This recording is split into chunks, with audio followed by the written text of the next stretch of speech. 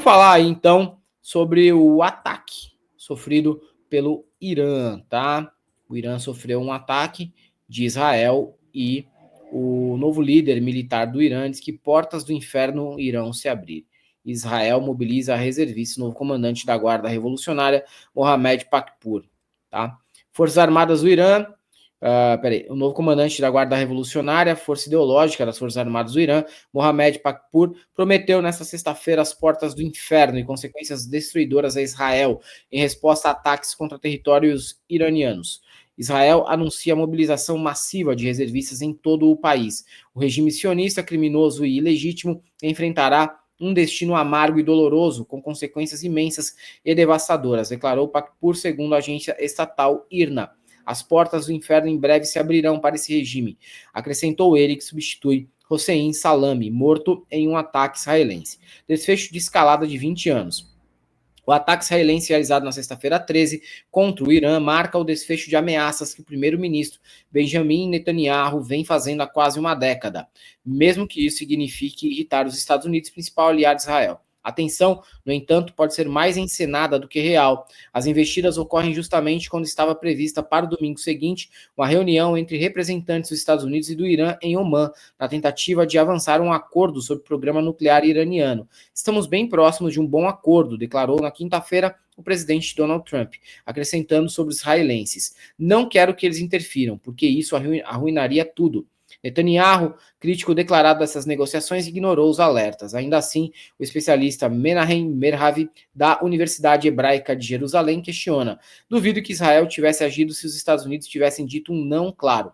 Vocês negociam e nós atacamos. Ele levanta a hipótese de um entendimento tácito entre Washington e Tel Aviv. Talvez tenha havido um acordo do tipo: vocês negociam e nós atacamos. De qualquer forma, o momento faz sentido, já que Israel vem desgastando o Irã há 1 ano e meio, acrescenta Merhav, em referência às operações militares israelenses fora de seu território contra forças ligadas a Teherã desde o início da guerra em 7 de outubro de 2023, após o ataque do movimento palestino Hamas, apoiado pelo Irã. A obsessão de Netanyahu com o Irã, no entanto, precede em muito o atual conflito. Em dezembro de 2005, menos de 2 meses após o choque internacional causado pelas declarações do então presidente iraniano Mahmoud Ahmadinejad, que defendeu riscar Israel do mapa, Netanyahu, então na oposição, já alertava que o programa nuclear iraniano representava uma grave ameaça ao futuro de Israel. À época, ele defendia que o país deveria fazer de tudo o que for necessário para impedir o Irã de obter armas atômicas, inclusive com ataques militares. Já teve, então, a contraofensiva do Irã, né, Calejon? Já. Tá chovendo míssil balístico em Tel Aviv nesse momento. Tá. Você quer mostrar ou vou para análise? O que você acha? Deixa eu dar uma mostrada antes aqui, porque isso é de agora, né? Faz pouco tempo que a gente Cara, tem... isso aí é quase tempo real, se eu não me engano, isso aí. Isso aí deve ter acontecido no máximo há 40 minutos, 1 hora atrás. Certo.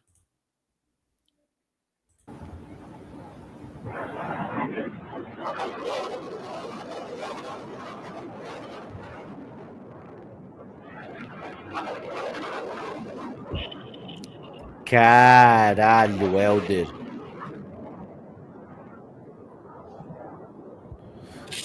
Nossa. Vocês conseguem ver ali é o domo de ferro funcionando também, tá? Interceptando parte dos mísseis.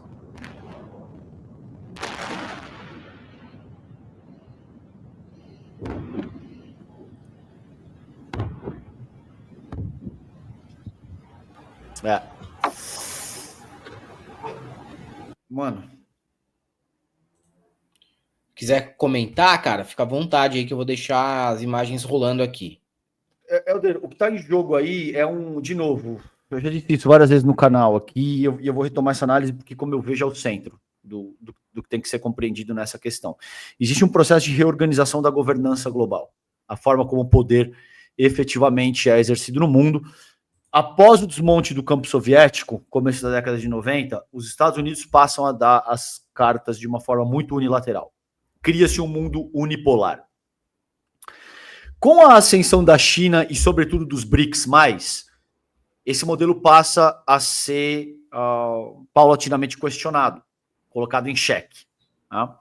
E você tem uma estrutura, eu já disse isso várias vezes, o Demori até me zoa que eu sempre repito isso, desde a Guerra do Peloponeso, velho, tem Tucídides, que é um general, ele caracteriza um tipo de paradigma que a gente convencionou chamar de armadilha de Tucídides. O que é a armadilha de Tucídides? Desde aquela época, Tucídides já dizia que quando tem uma força hegemônica estabelecida, e no caso dos Estados Unidos, decadente, e outra força hegemônica em ascensão, você tem uma armadilha que invariavelmente leva para um confronto, porque a força estabelecida quer manter a sua posição dominante e essa força que está chegando agora vai lutar para romper com um paradigma desse funcionamento. Tá? O que está em curso no mundo nessa ocasião é isso. Você tem uma transformação profunda de como o poder é exercido no mundo. Então, todas essas guerras, Ucrânia, Rússia, Israel, Irã, as tensões que se produzem entre China e Taiwan, o Mar do Sul da China, tudo isso, como eu vejo, tem como pano de fundo esse processo de disputa de poder no âmbito mais estrutural que está acontecendo no mundo nesse momento. As causas centrais desse movimento de Israel, como eu vejo, concordo totalmente, fiz essa análise no N1 hoje, não sei se você assistiu. Não, como eu vejo, não tem a menor chance, Helder, de Washington não ter autorizado isso e, como eu vejo, orquestrado, né, Sim. Paralelamente concordo. Com Israel. Não tem a menor chance, cara. Porque assim, não, é óbvio que Israel tem vontades próprias, é óbvio que as lideranças israelenses, principalmente do Likud, podem, que a extrema-direita israelense, o Netanyahu e tal, podem antagonizar a Casa Branca, não tenho a menor dúvida, mas existe um limite muito claro. Porque em termos de potencial ofensivo, de armamento e tal, Irã e Israel são relativamente páreos ali. É verdade que Israel já tem uma bomba atômica e até onde a gente sabe, os iranianos conseguiram enriquecer urânio até 60%, o suficiente para utilizar em questões energéticas, mas não para transformar em bomba atômica, tá? Então aí Israel teria essa vantagem. Mas seria uma disputa muito apertada, entende? Não à toa, a Casa Branca veio imediatamente a público dizendo que era uma medida unilateral de Israel e o Netanyahu disse "Long live America" na fala dele. Então, é óbvio que isso tudo está, no mínimo, muito bem amarrado e combinado. Eu diria orquestrado mesmo pela Casa Branca, aquele joguinho de good cop, bad cop. Sabe como é que é? Até porque Israel é um proxy dos Estados Unidos no Oriente Médio. Não tem como eles tomarem alguma atitude que não tenha pelo menos um aceno positivo dos Estados Unidos. Muito difícil. Ainda mais esse tipo de atitude, né? Helder, tem falas do Joe Biden na década de 80 dizendo Israel foi o melhor investimento de essa é a tradução literal, livre que eu estou fazendo do inglês. Foi o melhor investimento de 3 bilhões de dólares que os Estados Unidos já fizeram na vida. Se Israel não existisse, Israel teria que ser inventada para atuar como um tipo de principado, de porta-aviões dos Estados Unidos no Oriente Médio. Agora, por que isso se produz? Você assistiu Top Gun Maverick? Assisti, claro. Aquela bosta daquele filme. Você acha que por acaso... Mas aquele filme que a gente falou outro dia aqui, aquele filme tipo, caralho, eu quero ver uma merda de um filme bem bosta, com explosão, aventura, ação, para deixar meu cérebro igual um peido de frango, assim, lisinho. Exato. O problema aí é que esses filmes, Transformers, Top Gun e os caralho, eles são sistematicamente utilizados para sensibilizar a audiência, principalmente ocidental, mas a audiência global acerca dos objetivos e dos próximos movimentos da CIA, do Pentágono, do aparato militar estadunidense. Isso não sou eu que acho, mano. Quando eu escrevo esse tipo de coisa, algumas pessoas me escrevem falando: puta, teoria da conspiração, você é louco. Tem um documentário que chama Theaters of War, Teatros da Guerra, e que foi organizado por um professor que chama Sebastian Kampf, da Universidade de Queensland, na Austrália. Tem estudo acadêmico, literatura científica, não é papo de doido. Não por acaso, nessa ocasião, os caras só falta falar o nome Irã. Mas o objetivo dos heróis estadunidenses, do Tom Cruise e do Maverick e o Caraca, é organizar um plano muito ousado para bombardear instalações que seriam capazes de enriquecer urânio no meio das montanhas. Porra, não precisa ser mais explícito do que isso. Isso foi em 2022. Os Estados Unidos vêm preparando a opinião pública há muito tempo. Não é à toa que você vê na Globo agora os caras falando que o regime teocrático de Teherã retaliou.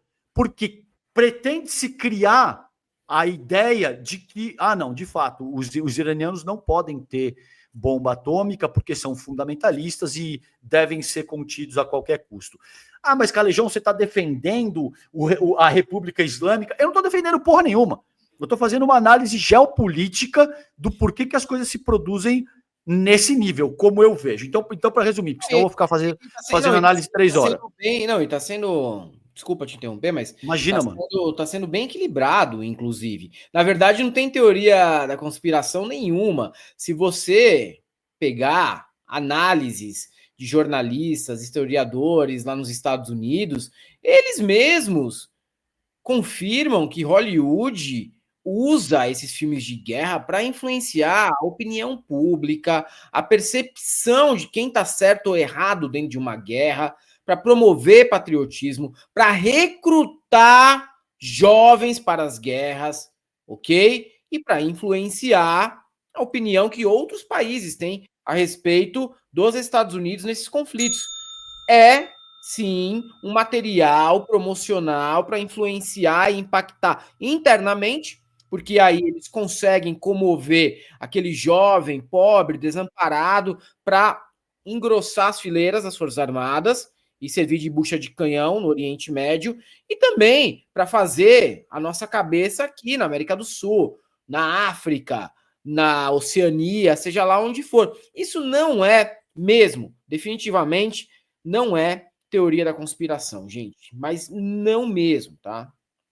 Mano, eu mandei... eu mandei a capa para você, se você achar que é o caso de botar aí no ar, porque esse documentário conta detalhadamente estudos acadêmicos, literatura científica, com metodologia, tudo certinho, tá? Então, para não parecer que é algo que, tipo assim, o cara tá tirando do cu dele. É esse aí mesmo, tá? Theaters of War.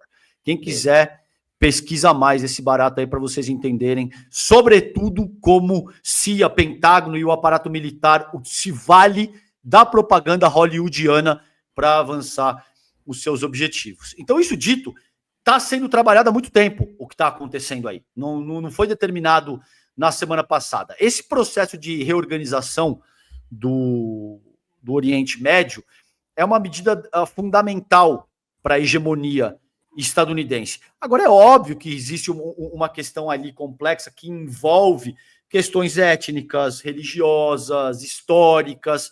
Tudo isso também é fato.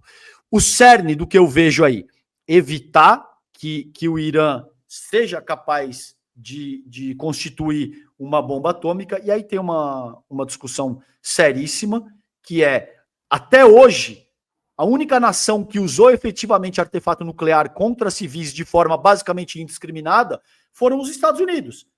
Mas você quer dizer que, por exemplo, França pode ter artefato nuclear, os Estados Unidos podem ter, o Reino Unido pode ter, China, Rússia, os iranianos não podem por quê? Você pode argumentar que, não, porque eu acho que é um bando de fundamentalista maluco que vai acabar com o mundo. Bom, essa é a tua opinião e me parece uma opinião bastante rasa e simplista se quem assume essa linha de raciocínio. Eu discordo. Tá? Ou a gente vai estabelecer um processo de desarmamento para o mundo inteiro, o que é profundamente utópico, mas eu sofro desse mal, muitas vezes de utopias, ou a gente vai ter que achar um outro caminho para que a gente não incorra nesse tipo de processo de 2 pesos e 2 medidas. Esse é um ponto. Agora, o ponto mais profundo para te passar, Eldio, é foda a análise geopolítica porque vai muito longe. O ponto central aí é o seguinte: o objetivo dos Estados Unidos e do seu principado no Oriente Médio é derrubar o regime iraniano. Não é só evitar. Só que eles não podem dizer isso abertamente. Sim. É derrubar a porra do regime inteiro. Eles querem alguém que seja um tipo de capanga, um tipo de gaidó, digamos assim, no comando da República Islâmica, tá? E no mais, o Irã se tornou uma peça-chave, porque existe uma ferrovia chamada Ferrovia China e Irã, que foi inaugurada uma nova rota comercial agora, né, muito recentemente. Você tem o primeiro trem de carga que vai de Xi'an, né, na China, e vai até o Porto Seco de Aprim, cara. Muito próximo ali de Teherã. Isso reduz custo de transporte, evita as sanções ocidentais e mexe profundamente no jogo da geopolítica global. Você tira muito poder dos Estados Unidos e dos seus aliados. Tá? Esse é o segundo ponto. E, por fim, o controle estratégico da extração e distribuição de energia naquela região também, que os Estados Unidos estão querendo, sobretudo, estão querendo não, sabotaram, ao que tudo indica, explodiram a tubulação do Nord Stream 2. Tem análises seríssimas que dão conta de que isso foi um atentado promovido por Washington. Então, assim, vamos ver o que vai acontecer agora, porque Teherã não tá em condição de se defender. E se os Estados Unidos entrarem... Muito diferente da posição da Palestina. Eu não gosto de dizer isso porque meu sangue ferve, eu sinto muito ódio, e aí mas é a realidade, é bom para contrapor também. Mas aí eu me sinto inclinado a fazer um uso do microfone que pode ser irresponsável e eu preciso me controlar, porque isso gera muito ódio. Não, infelizmente, né? A gente fala assim, com um tom de lamento, na verdade, mas é real.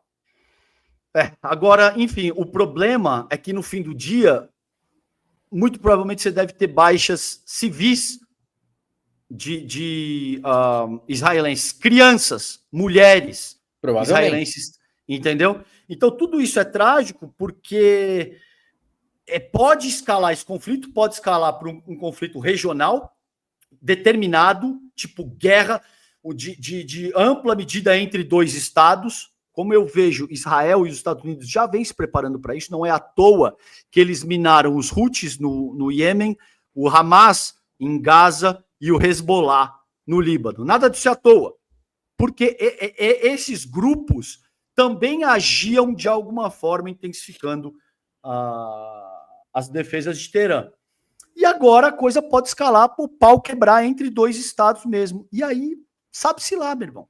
Sabe-se lá o que pode acontecer. A escalada dessa guerra ela é imprevisível, mas ela não parece nada positiva, né? Na verdade, assim, os próximos dias eles são de escaladas mesmo, né? E destruição em massa, tanto em Israel quanto em Irã. E é o que você falou, né?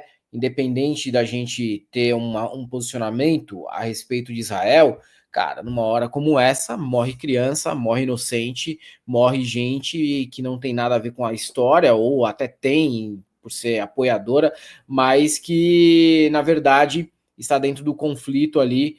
Alguns, né? Alguns estão dentro do conflito sem a menor vontade de estar participando dele. Renata Luna, até porque tem gente presa em Israel por não querer se alistar, né? É um estado que fez essa ofensiva contra os seus jovens que também se recusaram a ir para a guerra. Renata Luna, Calejão, invista nas análises geopolíticas no seu canal. Você domina o assunto e há poucos canais progressistas sobre o tema. Muito bom também, eu acho isso aí, Renata. Tem que expandir mesmo os temas. César com S. Calejão, você não fala, mas eu falo. Todo mundo quer ver chover bomba em Israel como forma de vingança pelo extermínio palestino. Pedro Pittini, os jatos israelenses foram reabastecidos por um Boeing no espaço aéreo sírio. Lembram quem é o atual presidente lá? Pois é. Então. Exatamente, né? Agora a gente tem esses desdobramentos aí. Jaqueline, perfeito, Calejão, e também controlar a produção de petróleo nessa região. Tudo faz parte de um tabuleiro de xadrez político com a desculpa de acabar com o poderio bélico. Justamente. Rosângela Leão, não. para eu não tocar de novo, né, o Gilson Machado. Sérgio Lucas, o filme Head Down, de 1984, mostra os Estados Unidos sendo invadidos pela União Soviética. O remake, de 2012, troca os soviéticos pelos norte-coreanos. Inicialmente seriam chineses, mas mudaram visando o lançamento no mercado chinês. Gus Farias Guedes, a série NCIS, sucesso de público nos Estados Unidos, faz esse papel dos inimigos, são sempre árabes, comunistas e por aí vai. Temporadas recentes, a China aparece atacando eles. Como? Pela economia. É foda, né? Geralmente, em filmes, quem é o inimigo, cara? Quem é o inimigo? O inimigo, nos filmes de Hollywood, é, via de regra, um cara moreno, de nariz grande, de cabelo grosso, tá? Isso agora. Já teve uma época que o cara tinha ali uma aparência mais russa, né? Como a gente viu até em Rock. O filme Rock, tem essa questão também, né? Da época da Guerra Fria. E é só você pegar, cara, os perfis que eles colocam como inimigos nos filmes, que você já vê o que eles tentam vender a partir dali. Paulo de Almeida, moro no Oriente Médio há 10 anos e posso afirmar com certeza que mais de 30% das coisas que acontecem aqui, para o bem e para o mal, são distorcidas e alteradas até chegarem no Ocidente. Emerson Almeida, comandante Farinazo fez uma análise de que, se o Irã cair, Rússia será a próxima e o fim dos BRICS. Então, os Estados Unidos deram suporte ao ataque, incluindo abastecimento aéreo. Coincide com a inauguração da ferrovia China-Irã em maio. Daniel Monteiro, o Irã está largando mísseis em Tel Aviv. Olha a merda. Exatamente. Corinthians Raiz, o ridículo americano é mostrado no filme War Machine. Assistam, eu recomendo. Luciano Guzmão, CNN está mostrando a nova onda de mísseis no Irã. Passamos aqui já. Lourdes Machado, verdade, Caled, até os games são assim. Vejo os ambientes virtuais, os cenários, tudo é para continuar essa máxima de que árabe é mau e terrorista, né? Cláudio Cunha, 0 Hora diz que quem financia o terror merece terror. Se pegar a história de quem financiou o terror, Israel, então merece muita bomba, cara. E os Estados Unidos, então. Agora, Não, toda a mídia ocidental vai bater nisso aí. Cara, vai, como, para utilizar um termo seu, vai ser um hidrante de churume, meu mano, de propaganda anti-islã e com esse tipo de terroristas e o caralho. Ixi, mano.